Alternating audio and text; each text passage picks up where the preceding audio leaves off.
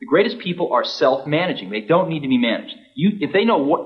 Once they know what to do, they'll go figure out how to do it, and they don't need to be managed at all. What they need is a common vision, and that's what leadership is. What leadership is having a vision, being able to articulate that so the people around you can understand it, and getting a consensus on a common vision. We wanted people that were insanely great at what they did, but we're not necessarily those seasoned professionals, but who had at the tips of their fingers and in their passion the latest understanding of where technology was and what we could do with that technology, and who wanted to bring that to lots of people. So the neatest thing that happens is when you get a core group of 10 great people, it becomes self-policing as to who they let into that group. So I consider the most important job of someone like myself is recruiting. We agonized over hiring. We had interviews. You could go back and look at some of the interviews agendas. They would start at 9 or 10 in the morning and go through dinner. A new interviewee would talk to everybody in the building at least once and maybe a couple times, and then come back for another round of interviews, and then we'd all get together and talk about it. And then they could fill out an application. No, they never filled out. The most critical part of the interview, at least to my mind, was when we finally decided we liked them enough to show them the Macintosh prototype, and then we sat them down in front of it, and if they just kind of were bored or said, this is a nice computer, we didn't want it. We wanted their eyes to light up and them to get really excited, and then we knew they were one of us. And everybody just wanted to work, not because it was work that had to be done, but it was because something that we really believed in, that was just going to really make a difference.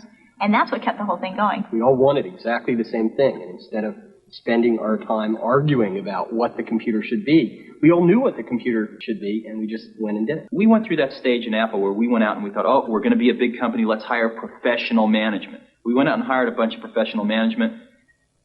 It didn't work at all. Most of them were bozos. They knew how to manage, but they didn't know how to do anything. And so if you're a great person, why do you want to work for somebody you can't learn anything from? And you know what's interesting? You know who the best managers are? They're the great individual contributors who never, ever want to be a manager, but decide they have to be a manager because no one else is going to be able to do as good a job as them. After hiring 2 professional managers from outside the company and firing them both, Jobs gambled on Debbie Coleman, a member of the Macintosh team.